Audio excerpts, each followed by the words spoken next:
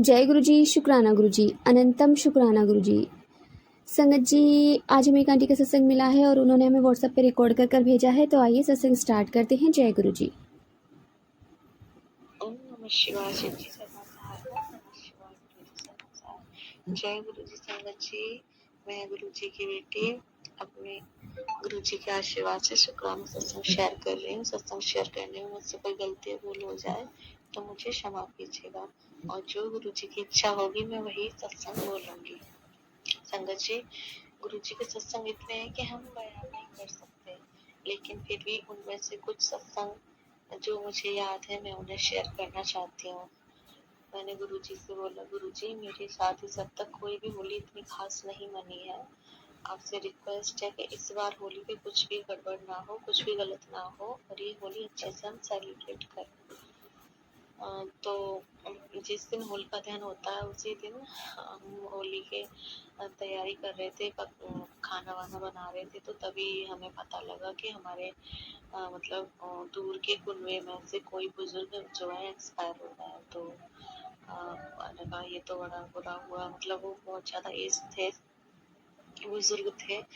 तो फिर उसके बाद दोपहर तक कुछ भी खाना वाना हमने नहीं बनाया। जब वो उनका अंतिम संस्कार हो गया उसके बाद में कुछ बनाओ, फिर हम अपने देवी देवता मतलब जो भी हमारे होते हैं पूजा पितृ पूजा सब हमने की, देवी देवता प्रसाद चढ़ा के आए और होलिका पूजन हुआ। सब कुछ अच्छा रहा। मैंने कहा गुरु जी कैसे क्या होगा, मैं अकेली कैसे सब कुछ संभाल पाऊंगी, आपसे रिक्वेस्ट है आप संभालिए, आप ही सब कुछ संभालिए। तो बहुत अच्छे से गुरुजी ने सब कुछ कराया। मेरी सास जो है उन्होंने बोला कि तुम प्रसाद चढ़ाओ देवता हूँ, फिर मैं खाना देख लेती हूँ घर का। तो सब कुछ आराम से हो गया था। लेकिन शाम को मैं लेटी हुई थी नीचे, मतलब मुझे सुबह से मुझे वीकनेस फील हो रही थी। होली वाले दिन ऐसा लग रहा था कि जैसे शरीर का एकदम जान से निकलती जा रही है। मुझे लगा कि शायद हो सकता है कुछ खाया नहीं है इसीलिए बीपी डाउन हो सकता है। तो मेरे हस्बैंड ने बोला कि चलो मैं तुम्हारे लिए कॉफी बना देता हूँ। तो उन्होंने मुझे कॉफी बना के दी, तो मुझे उससे बेटर फील हुआ। तो हमने फिर उसके बाद सारा काम किया और होलिका पूजन करके आए घर। और आके मैं शाम को अपने घर का थोड़ा बहुत काम था वो निपटा के लेट गई। तो दरवाजे पे एक बाबा आए मांगने कि बेटा कुछ हो तो डाल दो। मैं लेटी रही, मैंने कहा अपने आप देख लेंगे, मेरे से उठा नहीं जा रहा है। मेरी सास है, मेरे हस्बैंड है। फिर अचानक गुरुजी का मैसेज ध्यान आया कि मैं तेरे घर आऊंगा होली में। सॉरी संगत जी, मैंने अपना सत्संग बीच में रोक दिया, माफी चाहूंगी। ओम नमः शिवाय। शिव जी सदा सहाय। ओम नमः शिवाय। गुरु जी सदा सहाय। मेरे घर में सिर्फ मैं ही गुरुजी से जुड़ी हूँ। गुरुजी ने मेरी क्या औकात है, गुरुजी ने मुझे खुद से जोड़ा है। और मेरे हस्बैंड को पता है कि मैं गुरुजी को मानती हूँ, उनकी सत्संग सुनती हूँ, बाकी और किसी को कुछ पता नहीं है। गुरुजी ने कहा है कि अपनी ब्लेसिंग सबको मत बताया कर, और खास तेरे लिए होती है। गुरुजी मुझे सपने में भी बहुत सारे दर्शन देते हैं, और लेकिन ज़्यादातर सपने में भूल जाती हूँ। कुछ टाइम पहले देखा था कि एक अंदर एक लाश गिरती हुई है, खून हो रहा है। बहुत अजीब से सपने, बहुत डरावने देखती हूँ। गुरुजी पता नहीं कौन सा मेरा कष्ट काटते हैं। थैंक यू सो मच गुरुजी, अनंत शुक्राना। आपने भी पता नहीं कितने कष्टों को काट रहे हो और मेरी हेल्थ को भी ब्लेस किया है। आपने कहाँ से कहाँ लाया है, लख लख शुक्राना गुरुपा।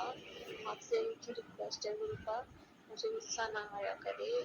और शाम के टाइम जैसे ही मतलब मैं लेटी हुई थी तो एक बाबा आए, बोले कि कुछ दे दो बेटा। तो पहले तो मैं लेटी रही क्योंकि शरीर में जान ही नहीं थी बिल्कुल भी।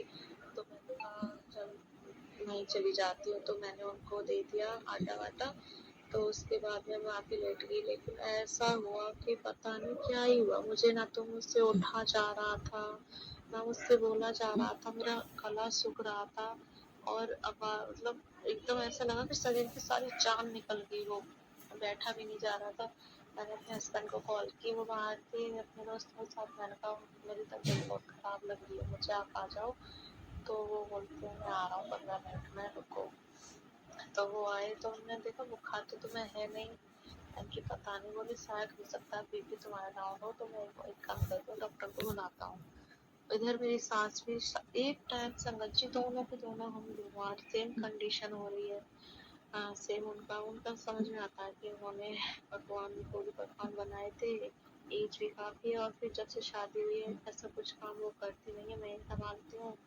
तो ये भी होता है, एक आदत भी हो जाती है कि एक तो हम लगातार काम करें तो हाँ कर ही रहे हैं, लेकिन जब नहीं करते तो वो आदत में फर्क लग जाता है। एज भी है उनकी, थायराइड की भी प्रॉब्लम है, तो उनका समझ में आता है। लेकिन मुझे पता नहीं क्या हुआ, अचानक से हम दोनों एक साथ बीमार हो रहे हैं। फिर इन्होंने डॉक्टर को बुलाया, डॉक्टर आए, उन्होंने बीपी चेक किया, बीपी एकदम ठीक था। उन्होंने बुखार चेक किया, बुखार भी एकदम ठीक था। मैंने कहा मुझे बुखार लग रही है, मतलब ऐसा लग रहा है जैसे उल्टी आने को है। हाँ वो, तो उन्होंने कहा चलो कोई नहीं, मैं एक इंजेक्शन लगा देता हूँ। मैंने मना भी किया, बोला देख लो आप, मैं सिर्फ इसीलिए लगा रहा हूँ कि उल्टी आपको ना लग जाए, तो इसीलिए मैंने कहा ठीक है। मेडिसिन दे दी, मेरी सास के भी एक इंजेक्शन लगाया और उनको भी मेडिसिन दे दी, तो वो चलेगी। दवाई भी खाई, लेकिन कुछ भी आराम नहीं हो रहा, दवाई असर ही नहीं कर रही है।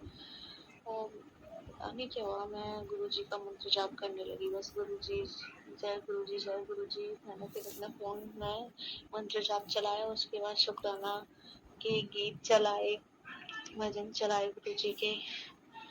और ये बोल रहे हैं कि उठ जाओ, ऊपर चलो, नीचे क्या लेटी हो। मैंने कहा मेरा जी ही नहीं कर रहा, बिल्कुल मन ही नहीं कर रहा, मुझसे उठा ही नहीं जा रहा, आप क्यों जिद कर रहे हैं मुझसे। इनका ये होता है कि जब भी मैं बीमार होती हूँ मेरा मन करता है कि मैं नीचे जाके लेटूं। मतलब ऊपर की मंजिल पे हम लोग रहते हैं, किचन हमारा ऊपर ही है, और नीचे भी, लेकिन हम खाना वगैरह ऊपर बनाते रहते भी ऊपर ही है, और नीचे भी चले जाओ मन हो तो। जी सॉरी गुरु जी, सॉरी संगत जी, मैं सत्संग ठीक से नहीं रिकॉर्ड कर पा रही हूँ, कोई ना कोई आए जा रहा है। तो उसके बाद में मैंने कहा चलो कोशिश करते हैं। मेरी दिवाली भी ऐसे चलेगी बीमारी में पड़े हुए। उस टाइम भी बहुत तगड़ा, इतना मारन क्रिया कराई गई थी मेरे ऊपर, मतलब ये हाल कर दिया था। हमारे घर में इतनी लड़ाई झगड़े इस कंडीशन में मुझे पहुंचा दिया था कि मैं खुद की जान लेने की कोशिश कर रही हूँ। मारन क्रिया की गई थी उस टाइम मेरे गुरु का, माता रानी, मेरे पितृ देवताओं ने मुझे बचाया, उसके लिए अनंतम अनंतम शुक्राना। मुझे डर था कि होली पे भी मेरे साथ कुछ गलत ना हो। मैंने गुरु जी से प्रार्थना की, अपने देवता महाराज से प्रार्थना की, माता रानी से प्रार्थना की कि इस बार कुछ गलत मत होने दीजिएगा। हनुमान बाबा से प्रार्थना की, उन्होंने हमारी रक्षा की। उसके लिए अनंतम अनंतम शुक्राना। तो फिर मैंने हिम्मत की और मैं ऊपर आई, मंत्र जाप किया, पूजा की रोज की तरह। गुरु जी ने बोला होली वाले दिन दरवाजे पर 2 मुखी दिया जला। मैंने 2 मुखी दिया जलाया, और फिर क्या होता है, दिया जलाने के बाद फिर से मेरी वही कंडीशन हो जाती है, मतलब फिर से लेट जाती हूँ। मैंने कहा ये क्या हो रहा है मेरे साथ, तो मैं लेटी।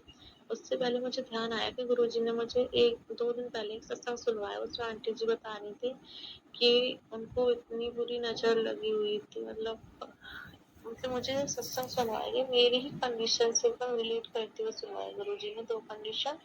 तो सत्संग सुनवाया, उसने बताया कि तेरी पड़ोस की है जो तुझे नजर लगाती है, और उसकी नजर बहुत ज्यादा बुरी है। और मैं समझ गई कि यार गुरुजी किसकी ओर इशारा कर रहे हैं। और वाकई में जब भी उन्होंने मुझे इस तरह से देखा तैयार अच्छे से होलिका पूजन पे गई, उससे पहले एक शादी थी, हम शादी अटेंड करने गए थे साथ में, तो तब भी उन्होंने जिस तरह से देखा हमारा, मतलब इतनी, किसी की इतनी इतनी बुरी नजर पे हो सकती है कि बस दवाइयाँ फेल हो रही हैं, सब कुछ फेल हो रहा है, और इंसान उठ ही नहीं पा रहा है। ऐसा लग रहा है कि कितने महीनों से बीमार है। हे भगवान, हे गुरु जी महाराज, आप ही बचाने वाले हो, कृपा रक्षा करने के लिए शुक्राना, हर कंडीशन से बचाने के लिए शुक्राना। गुरु जी के शुक्राना इतने हैं सत्संग कि मैं आपको बता नहीं सकती। उनका मेरे लिए तो हर पल हर दिन शुक्राना ही है उनका। जितना सत्संग शेयर करूं, मैं न जाने कितने सत्संग, सॉरी गुरु जी, मैं भूल भी जाती हूँ। उससे पहले भी मैंने एक सत्संग सुना जिसमें उन्होंने बताया कि एक आंटी जी के उल्टी और लूज मोशंस वगैरह लग गए थे और ऐसी कंडीशन हो गई थी कि उनसे बोला तक नहीं जा रहा था। उस कंडीशन में रोते हुए उन्होंने बहुत ही पीड़ा में वो सत्संग रिकॉर्ड किया और वो सत्संग मैंने सुना।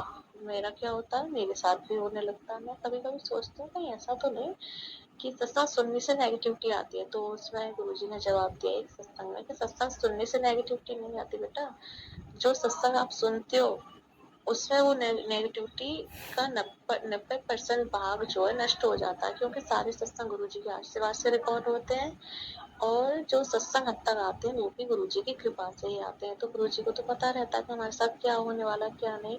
इससे पहले ही गुरुजी हमें सत्संग सुनवा के 90% कष्ट आपको काट देते हैं, देन 10% कष्ट हम तक आते हैं। उसमें भी हम इतना तड़पने लगते हैं कि हाय गुरुजी क्या हो गया, आप कहाँ हो, हमें क्यों नहीं बचा रहे हो, गुरु को हमें बचा लो प्लीज। अरे ये देखो 90% गुरुजी ऑलरेडी झेल रहे हैं, आप केवल 10% दे रहे हैं। तो मेरे भी वही हुआ, मेरे भी इतने तगड़े लूज मोशन, बाई गॉड पहली बार लाइफ में इतने तगड़े लगे थे। सोचो अगर 100% असर हुआ होता तो मैं तो कब की क्या से क्या एडमिट होने की नौबत आ जाती। संगत जी गुरुजी ही बचाने वाले हैं। और आज भी मेरी और इनकी इतनी तगड़ी लड़ाई हुई है, मुझे नहीं पता मेरे दिमाग कैसे घुमा। एक्चुअली हुआ क्या कि होली खेल रहे थे सभी, तो इन्हीं के गांव की तो लड़कियां हैं, इन्होंने मेरे सामने उनको रंग लगा दिया। अब सामने रंग लगाया है तो सबके सामने तो जाहिर सी बात है, बंदा सामने से इस तरह से रंग लगाएगा तो गलत तो हो नहीं सकता है। लेकिन मेरे अंदर पता नहीं, मैं नहीं जानती मेरे अंदर की नेगेटिविटी कहाँ से आ रही है। मैं बराबर गुरुजी का मंत्र जाप कर रही हूँ, उनकी शरण में हूँ, ना गुस्सा आ रहा है कुछ भी, लेकिन आज पता नहीं इतना गुस्सा चढ़ा मुझे कि मैंने उनको ब्लेम करना शुरू कर दिया। मुझसे बोले चलो कलर लगाते हैं। मैंने सीधे ही बोला छूट दे, आप अपनी गर्लफ्रेंड को लगाओ कलर, मुझसे बात मत करो। मैं इतना नेगेटिव सोच रही हूँ उनके बारे में, जबकि मुझे पता है उनकी लॉयल्टी के बारे में कि हाँ वो मुझसे बहुत प्यार करते हैं, लेकिन फिर भी गुरुजी के बराबर मैसेज आ रहे हैं कि तुम दोनों को मैंने मिलवाया है, मैंने तुम्हारे साथ को ब्लेस किया है, तू बहुत किस्मत वाली है कि तुझे सच्चा प्यार करने वाला जीवन साथी मिला है, उसकी कदर कर। मैं गुरुजी से बार बार क्षमा मांगती हूँ, गुरुजी मैं नहीं जानती मेरे साथ क्या हुआ। उसके बाद में वो बराबर मुझे समझाए जा रहे हैं, माता रानी के मंदिर के आगे खड़े हो गए, हाथ रख के कसम खा रहे हैं कि मैं इनकी कसम खा के कहता हूँ कि मैं, मेरे मन में ऐसा कोई छल भाव नहीं था, मैंने तो ऐसे ही लगा दिया था। वो खड़ी हुई थी, वो भी लगा रही थी, मैंने भी लगा दी, सबने लगाया उनको गुलाल, मैंने नहीं अकेले नहीं लगाया। और अगर मेरे मन में कुछ गलत या नेगेटिव थॉट होते तो मैं सामने नहीं लगाता। उनकी मम्मी वगैरह सब खड़े हुए थे, उन्होंने लगाया।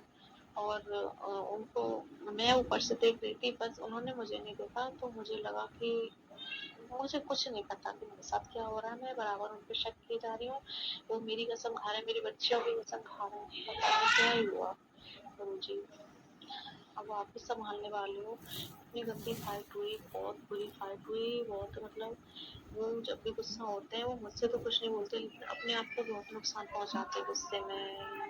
मेज वगैरह सर में दे दे के मार रहे हैं, अपने मुंह से मार रहे हैं दीवारों में, अपने फोन भी निकाल लिए। मैं नहीं जानती इतना नेगेटिव क्या ही हो रहा है गुरुजी।